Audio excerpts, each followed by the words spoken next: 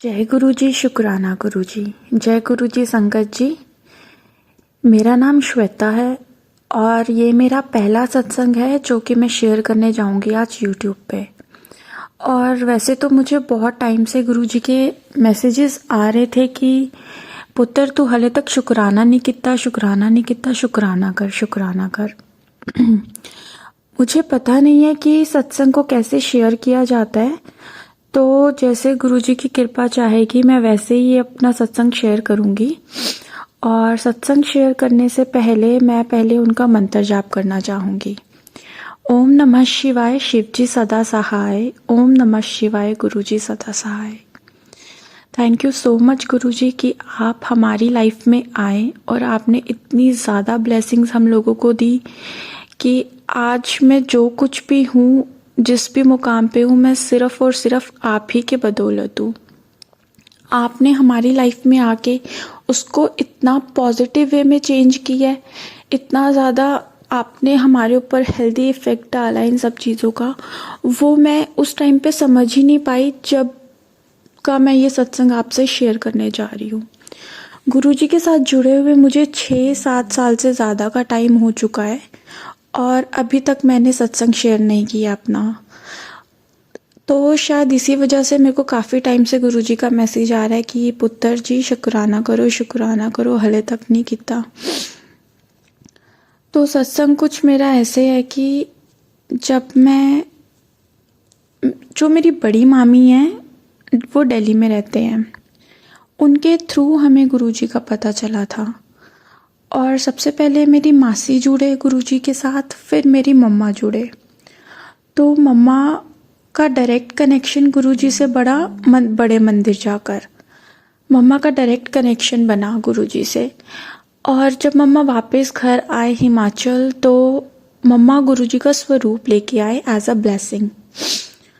तो मैंने उस चीज़ के लिए बहुत ज़्यादा एग्रेशन दिखाया कि आप हमेशा इन गुरुओं के चक्करों में पड़े रहते हो, कोई गुरु साथ नहीं देता, हर गुरु बस अपने पैसे बनाता है, ये है वो है। मतलब मैंने बहुत उल्टा सीधा बोला। तब तक मेरे को ये नहीं पता था कि गुरुजी अपने चोले में भी नहीं है। तो मैंने ऐसा सब बोला और बात आई गई हो गई। मम्मा ने गुरुजी का स्वागत किया, स्वरूप मंदिर में रखा और चलो ठीक है, हो गया जी। फिर उसके बाद जब गुरुजी आए तो हमारे घर में इतनी ज़्यादा नेगेटिविटी थी, मतलब बस जब देखो कलेश ही चलता रहता था पूरे घर में। ना हम चारों मम्मी पापा की सुनते थे, ना उनको समझ पाते थे।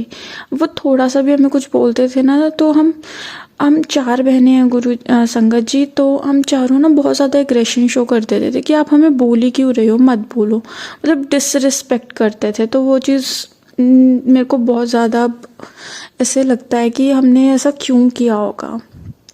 फिर धीरे धीरे मम्मा जब गुरुजी के साथ जुड़े तो हमें पता लगा कि हमारी पूरी फैमिली पे किसी ने ब्लैक मैजिक कर रखा है। और उसका इफ़ेक्ट इतना ज़्यादा था, उस ब्लैक मैजिक का इतना ज़्यादा इफ़ेक्ट था कि वो ब्लैक मैजिक हम चारों बहनों पे किया हुआ था कि ना हम चारों बहनों की खुद में बॉन्डिंग हो और ना ही हम लोग अपने पेरेंट्स की रिस्पेक्ट करें। वो इस तरह का कुछ ब्लैक मैजिक किया हुआ था। और सबसे ज़्यादा उस ब्लैक मैजिक का इफ़ेक्ट मेरे ऊपर था क्योंकि मैं घर में सबसे बड़ी हूँ। तो जिस भी फैमिली मेम्बर ने मतलब था तो वो कोई फैमिली में ही हमारे, मैं उनका ऐसे नाम नहीं अभी शेयर कर सकती, तो है तो वो हमारी फैमिली में ही। तो बट वो इतना ज़्यादा था उसका इफ़ेक्ट कि मैं कुछ भी खाती थी मेरे को वॉमिट हो जाती थी और हमेशा मैं चिड़चिड़ी रहती थी। मैं इतनी ज़्यादा मतलब पतली हो गई थी, इतनी ज़्यादा पतली हो गई थी, मेरे डार्क सर्कल्स हो गए थे। सब मेरे को बोलते थे कि ये लड़की तो मरने वाली हालत में है, ऐसा मेरा हाल हो गया था। तो मम्मा डेली गुरुजी को ऐसे रात को जल प्रसाद रख के सोते थे और फिर सुबह वो पिलाते थे। तो मैं वो भी नहीं पीती थी, उसमें भी मैं बहुत ज़्यादा चिक चिक करती थी कि मेरे को नहीं पीना, पता नहीं मेरे को क्या क्या देते रहते हो। उस ब्लैक मैजिक का इफ़ेक्ट इतना हद तक था मेरे ऊपर और मेरी फैमिली के ऊपर। और उसी वजह से मेरे पापा का एक्सीडेंट हुआ, बहुत गंदा। हमारा रेडीमेड का शॉप था हिमाचल में ही, तो पापा दिल्ली जा रहे थे सामान लेने के लिए शॉप का। अब पापा जब सामान लेने जा रहे थे तो मॉर्निंग में मम्मा को कॉल आया, और कॉल पे ये बोला गया कि जिस बस में पापा थे उस बस का एक्सीडेंट हो गया। बहुत गंदा एक्सीडेंट हुआ था संगत जी, इतना गंदा कि उस बस का जो ड्राइवर और जो कंडक्टर था वो ऑन द स्पॉट डेड हो गए थे, ऑन द स्पॉट। और उस बस में जितने भी पैसेंजर्स थे उनमें से बहुत कम पैसेंजर्स ही जिंदा बचे आज के टाइम पे। बट गुरुजी की इतनी मेहर हुई है, इतनी मेहर हुई है पापा के ऊपर कि मेरे पापा बिल्कुल सही सलामत है। बट हाँ, जब एक्सीडेंट हुआ तो डॉक्टर्स ने बोल दिया कि भाई इनका ऑपरेशन करना पड़ेगा, मेजर ऑपरेशन। विदाउट ऑपरेशन ये जिंदा नहीं रह पाएंगे, डॉक्टर्स का ये कहना था।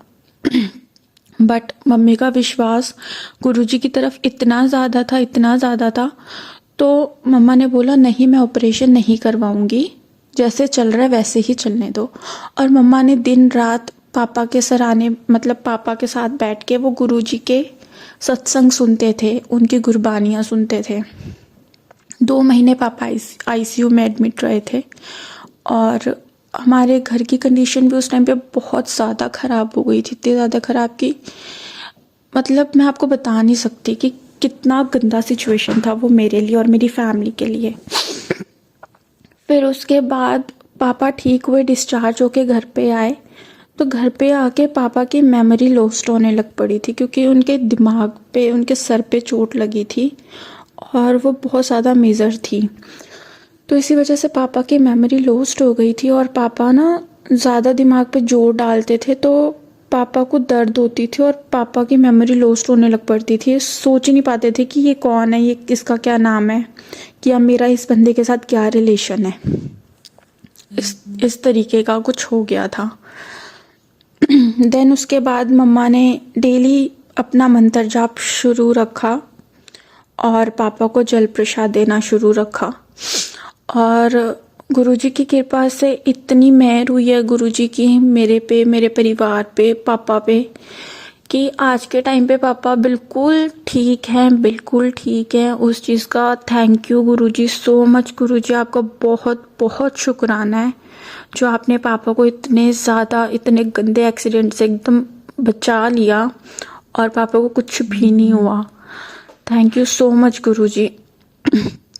देन उसके बाद मेरा 12th था, ये मेरा दूसरा सत्संग है।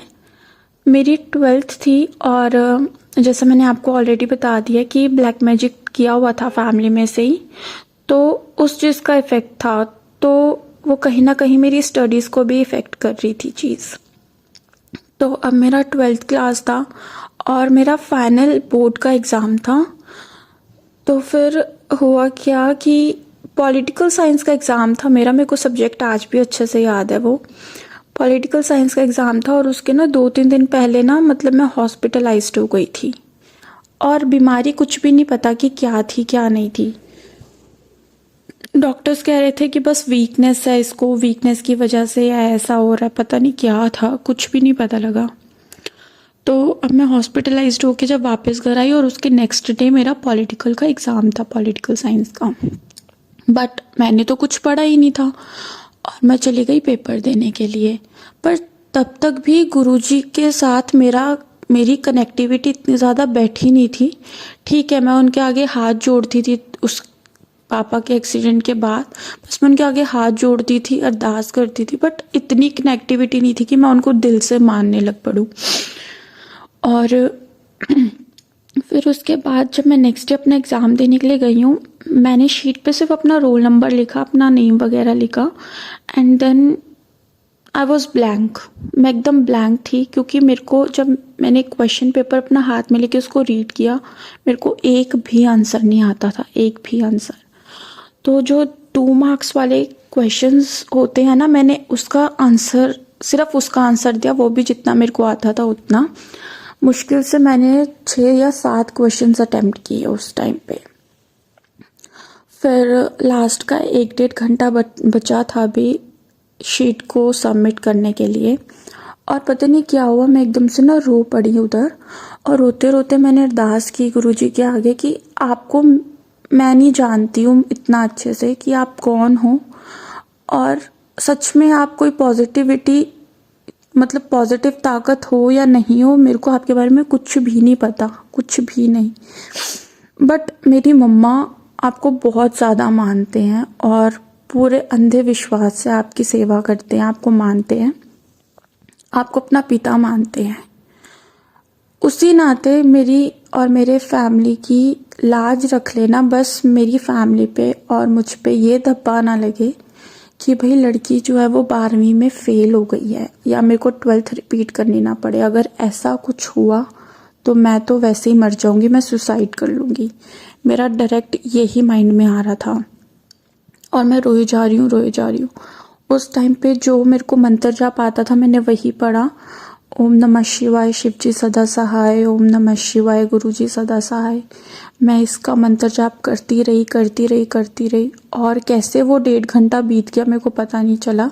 और मैंने शीट में वो ही 7-8 क्वेश्चंस के सिवा और कुछ भी नहीं किया था और मैंने शीट सबमिट करी और मैं वापस घर आ गई। घर आके मैं रोई जा रही हूँ। मैं डिप्रेशन में भी चली गई थी उस वजह से कि अब मेरा रिजल्ट क्या होगा। देन रिज़ल्ट वाला जब डे आया, मेरे को मेरी फ्रेंड का कॉल आया, उसने मेरे को बताया कि रिज़ल्ट निकल चुका है, तू चेक कर। अब मेरे को रिज़ल्ट चेक करने में डर लग रहा था, मेरे में बिल्कुल हिम्मत नहीं थी कि मैं अपना रिज़ल्ट चेक करूं। तो मेरे को ना अंदर से आवाज़ आई कि तूने गुरु का नाम लेके फिर अपना पेपर सबमिट किया है तो तू चेक कर, टेंशन मत ले, सब अच्छा होगा। मैंने बहुत ज़्यादा डरते डरते अपना रोल नंबर डाला और जैसे ही मेरा रिज़ल्ट सामने आया तो मैं सारे सब्जेक्ट में बहुत ही ज़्यादा अच्छे नंबरों से पास थी, बहुत ही ज़्यादा अच्छे नंबरों से मेरा फर्स्ट डिवीज़न आया था। और पॉलिटिकल साइंस के एग्ज़ाम में जिसको मैंने इतना रो रो के दिया था, बिल्कुल भी कुछ ना करते हुए दिया था, उस एग्ज़ाम तक में मेरे 70+ मार्क्स थे। और ये चीज़ मेरे लिए बहुत ज़्यादा शॉकिंग थी, बहुत ही ज़्यादा शॉकिंग। और उस टाइम पे मैं बहुत रोई, बहुत ही ज़्यादा। मैंने गुरुजी से माफ़ियाँ मांगी कि बस मेरे को माफ़ कर दो, मैंने आपको कितना गलत समझा, कितना गलत बोला, कितना मजाक उड़ाया, क्योंकि मैं इतना ज़्यादा रोई गुरुजी के आगे, इतना ज़्यादा रोई। फिर मैंने अपनी मम्मी को पहली बार मैंने मम्मी के साथ ये पूरी चीज़ शेयर करी कि मम्मी मेरे साथ ऐसा ऐसा हुआ था और अब रिज़ल्ट आप देख ही रहे हो कि कितना अच्छा आया है। तो फिर मम्मा ने उसी दिन गुरुजी का सत्संग किया और हमने हलवा प्रसाद बनाया था, हमने चाय प्रसाद का भोग लगाया गुरुजी को, और घर में ही हमने छोटा सा सत्संग गुरुजी का किया जिसमें हमारी फैमिली थी पूरी, बस मम्मी पापा और हम चारों बहनें। इस तरीके से मेरा गुरुजी पे विश्वास बढ़ा। और उसके बाद तो गुरुजी मेरे को ऑलमोस्ट अपने हमेशा दर्शन देते ही रहते हैं। कभी बटरफ्लाई के रूप में, कभी ओम के रूप में, कभी शिव जी के रूप में। मतलब हमेशा वो मेरे अंग संग है, मेरी फैमिली के अंग संग है। और जिन्होंने ब्लैक मैजिक किया था हमारी फैमिली में, वो चीज़ भी अब हमारे ऊपर से ख़त्म हो रही है धीरे धीरे। और घर में बहुत ज़्यादा पॉजिटिव माहौल है पहले के अकॉर्डिंग। अब पहले जितना एग्रेशन था, जितना गुस्सा आता था, उतना गुस्सा भी नहीं है। और अभी के टाइम पे एक मैं बहुत अच्छी जगह जॉब कर रही हूँ जहाँ पे मेरी सैलरी भी अच्छी है और गुरुजी की बस कृपा है। और वो कृपा ऐसे ही मुझ पे, मेरे पूरे परिवार पे और पूरी की पूरी संगत जी पे ऐसे ही गुरुजी की कृपा बनी रहे। बस मेरी अब यही अरदास है, गुरुजी जैसे आपने मेरे जीवन के कष्ट हरे हैं, मेरी फैमिली के कष्ट हरे हैं, ऐसे ही पूरी संगत के कष्ट हर लो। और बस अपनी कृपा दृष्टि हम सब पे हमेशा ऐसे ही बनाए रखना, यही मेरी अभी गुरुजी से अरदास है। और संगत जी, सत्संग के माध्यम के थ्रू मैं आपको ये बताना चाहती हूँ कि ज़रूरी नहीं है कि आपकी लाइफ में कुछ हो रहा है पॉजिटिव या नेगेटिव, वो गुरु जी की मर्जी से हो रहा है। तो बोलते हैं ना कि अगर आपके साथ कुछ बुरा हो रहा है तो उस चीज़ में भी गुरु जी का शुक्राना करो, और अगर कुछ अच्छा हो रहा है तो उसमें और ज़्यादा शुक्राना करो, और अगर कुछ बुरा हो रहा है तो उसमें फिर और ज़्यादा शुक्राना करो। क्योंकि हमें नहीं पता कि हमारे सर पे क्या मुसीबत आनी थी जो गुरुजी ने छोटे में टाल दिया है। जितना हो सके गुरुजी का शुक्राना करते रहो करते रहो करते रहो बस। अब अपनी डोर को जितना गुरुजी के हवाले छोड़ दोगे ना, गुरुजी उतना ही आपके साथ रह के आपको सपोर्ट करेंगे, आपकी अंग संग रहेंगे, और आपकी हर एक चीज़ देखना कैसे बनती चली जाएगी, आपको खुद को पता नहीं चलेगा। अभी मेरे साथ और भी बहुत सारे छोटे छोटे सत्संग है गुरुजी के, और अभी एक बहुत बड़ी अरदास गुरुजी के चरणों में लगी हुई है मेरी, वो बहुत जल्द पूरी भी होने वाली है गुरुजी की कृपा से। और जैसे ही वो अरदास मेरी पूरी होगी तो वो भी उसका भी सत्संग में ज़रूर शेयर करने वाली हूँ, क्योंकि वो मेरे जीवन की सबसे बड़ी अरदास है जो गुरुजी अभी पूरी करने जा रहे हैं। तो उस चीज़ के लिए भी आपका thank you thank you thank you so much मेरे गुरुजी। थैंक यू सो मच गुरुपा, आपने मेरे लिए और मेरी फैमिली के लिए इतना सब कुछ किया। अब बस अपनी कृपा दृष्टि ऐसे ही मुझ पे और पूरी संगत जी पे और सब पे बस ऐसे ही बनाए रखना, कभी किसी को कोई कष्ट ना आए, बस यही मेरी अरदास है अब आपसे। जय गुरुजी, शुक्राना गुरुजी। ओम नमः शिवाय, शिवजी सदा सहाय। ओम नमः शिवाय, गुरुजी सदा सहाय। ओम नमः शिवाय, शिवजी सदा सहाय। ओम नमः शिवाय, गुरुजी सदा सहाय। जय गुरुजी, शुक्राना गुरुजी। संगत जी, लास्ट में मैं एक चीज़ और बोलना चाहूँगी कि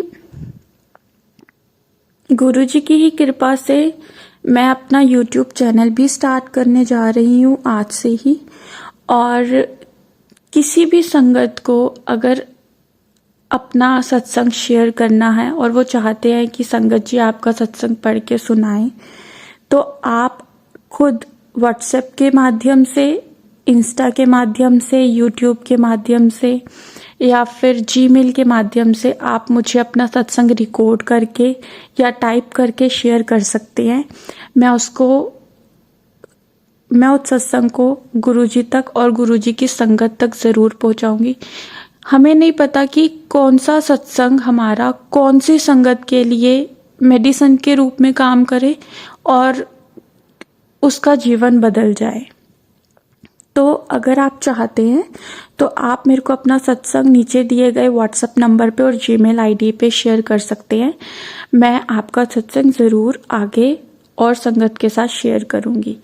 बाकी जय गुरुजी, शुक्राना गुरुजी। ऐसे ही हमारे अंग संग रह के हमारे साथ अपने बच्चों की रक्षा करना। ओम नमः शिवाय, शिवजी सदा सहाय। ओम नमः शिवाय, गुरुजी सदा सहाय। जय गुरुजी, शुक्राना गुरुजी। पल पल लख लख बार आपका शुक्राना मेरे दाता। जय गुरुजी।